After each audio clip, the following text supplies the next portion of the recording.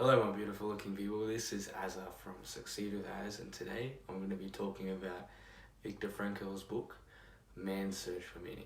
Now, Viktor Frankl is a Holocaust survivor, he's a psychiatrist and a neurologist as well, and he spent 3 years in the concentration camps of Auschwitz and Turkheim's.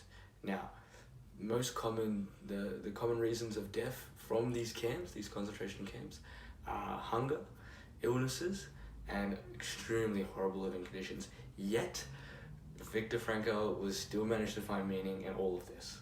The first major concept of this book is he who have a why to live can be almost anyhow. So, Viktor Frankl knew an inmate where he desired to be free at a specific date, and what ended up happening as it came closer to that date, there was no chance of him actually becoming free. And then the day before the desired date of him becoming free, he actually became ill. And then the date of him wanting to be free, or his desired date of him wanting to be free, he died. And Viktor Frankl goes on to explain that he died because his expectation was not met of him becoming free, and thence he lost his faith and he lost his will to live. Viktor Frankl actually goes on to backs up this claim when it actually goes into, he actually sees it happening when during Christmas 1944 to 1945 New Year's, they actually there was an increase in death in prisoners because most prisoners in these concentration camps thought they'd be out by Christmas. But the reality was it didn't happen, and most of them passed away as a result of losing their faith. And when they lose their faith, they lose their way to live.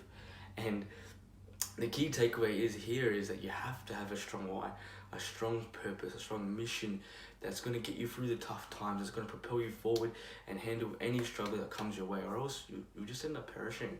The second major concept to this book is that when we are faced with a situation that we cannot change, we are challenged to change ourselves.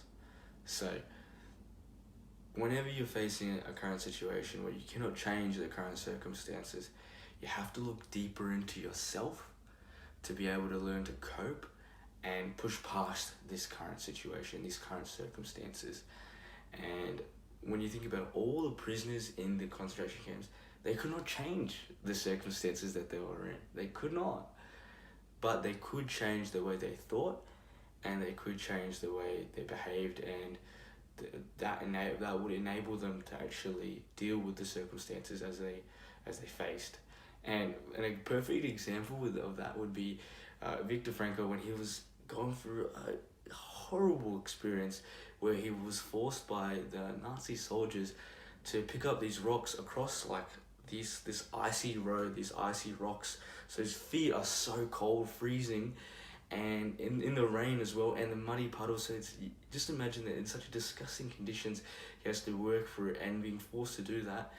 And he was just, what he did was he just looked up into the clouds and he saw his wife in the clouds, and that moment of love actually helped him propel forward, to help him push past that horrible experience he was facing. And it made him cope with it, and he dealt with it. And obviously that memory from days after that event, that memory would have helped him even push past even other horrible experiences they would have faced over the days after that one. Third and last major concept to this book is that suffering ceases to be suffering once it finds a meaning, such as a meaning of sacrifice. So before the concentration camps, Viktor Frankl was actually a psychiatrist, and one of his clients had major depression as a result of his wife passing away 2 years ago. And he actually had a lot of pain after his wife passed away. And Viktor Frankl asked him, what would happen if you passed away first?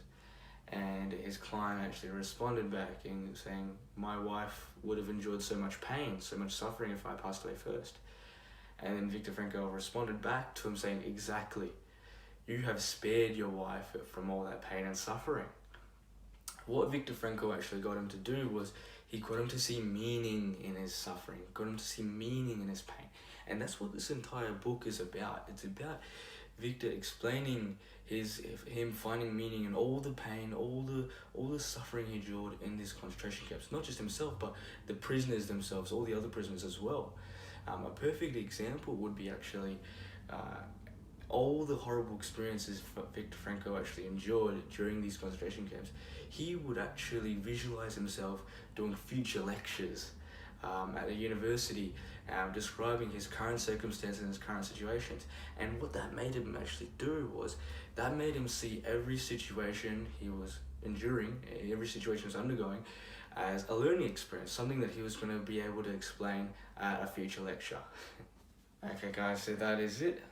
No matter what situation or circumstances you're undergoing, always remember that you have to hold faith, find meaning in your suffering, and learn to look deeper into yourself as well. So if you like this video, give a thumbs up, subscribe for more content and stuff like that as well.